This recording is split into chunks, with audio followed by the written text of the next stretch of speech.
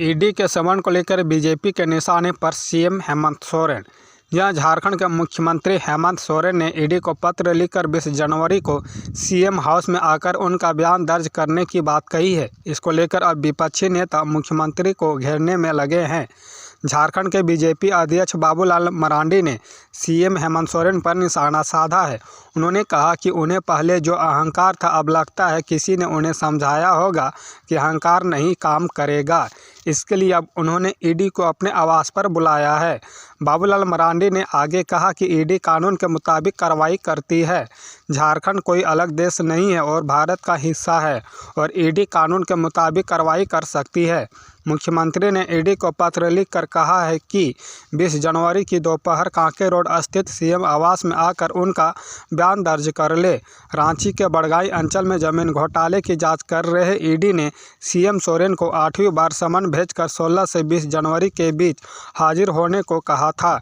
Agency ने उन्हें कहा था कि वे 2 दिन के भीतर बयान दर्ज कराने के लिए समय और जगह निश्चित कर सूचित करें। 64 सीडीपीओ व 444 सुपरवाइजरों की होगी नियुक्ति। जेपीएससी और जेएसएससी को भेजी गई अनुशंसा।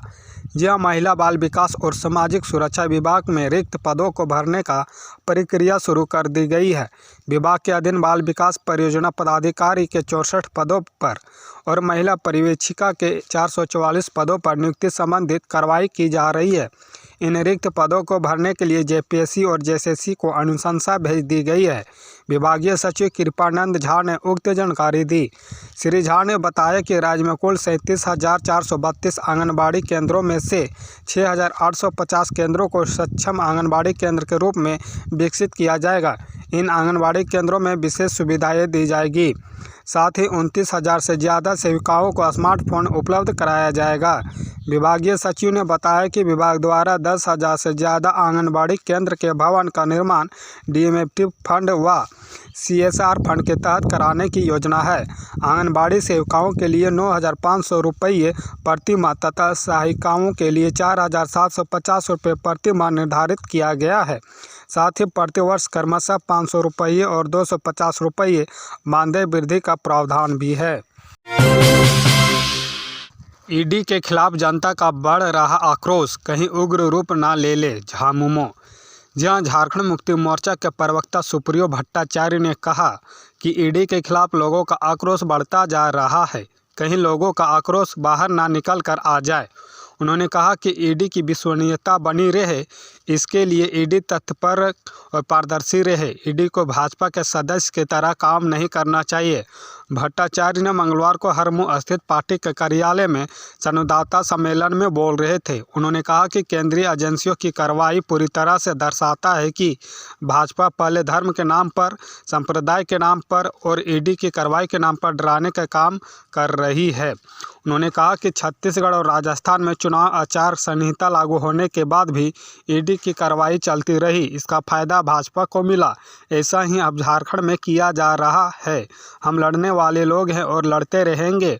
उन्होंने कहा कि ईडी के समन की जानकारी बाहर कैसे निकल कर सामने आती है, जबकि यह जानकारी पब्लिक डोमेन नहीं डाली जाती है।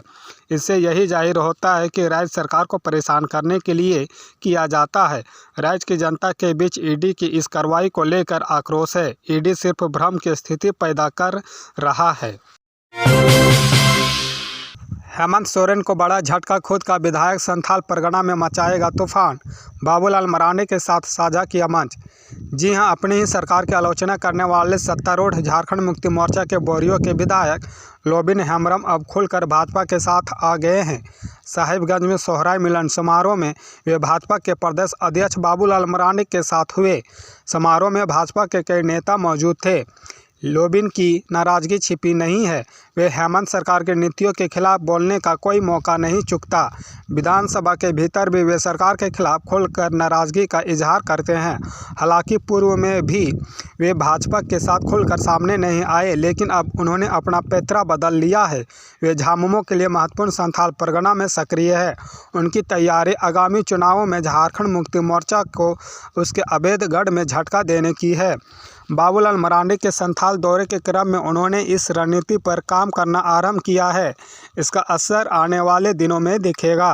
भाजपा को भी इस क्षेत्र में मोर्चा का गढ़ भेदने के लिए मजबूत नेता की तलाश थी।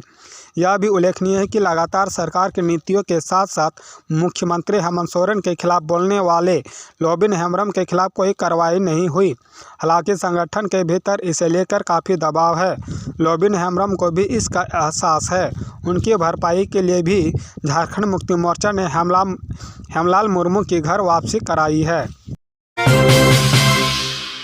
झारखंड में मैट्रिक इंटर के समकक्ष होगा ITI का सर्टिफिकेट। कैबिनेट की स्वीकृति के लिए भेजा जाएगा।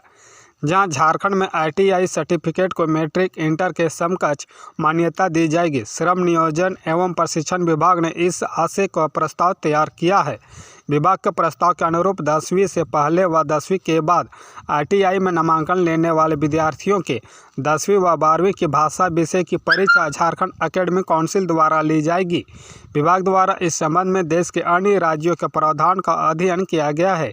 देश के अलग अलग राज्यों में ITI के सर्टिफिकेट को 10वीं व 12वीं के समकक्ष मान्यता दी गई है। विभाग ने गुजरात, राजस्थान, आंध्र प्रदेश, बिहार के नियमावली का अध्ययन किया है। बिहार में भी हिंदी अंग्रेजी की परीक्षा बिहार विद्यालय परीक्षा समिति द्वारा ली जाती है। झारखंड में भी बिहार के तर्ज पर सर्टिफिकेट को मान्यता देने का प्रस्ताव तैयार किया गया है। इसके लिए झारखंड के एकेडमिक काउंसिल मैट्रिक व इंटर के परीक्षा के साथ ITI के विद्यार्थियों का भी परीक्षा फॉर्म जमा लेगा।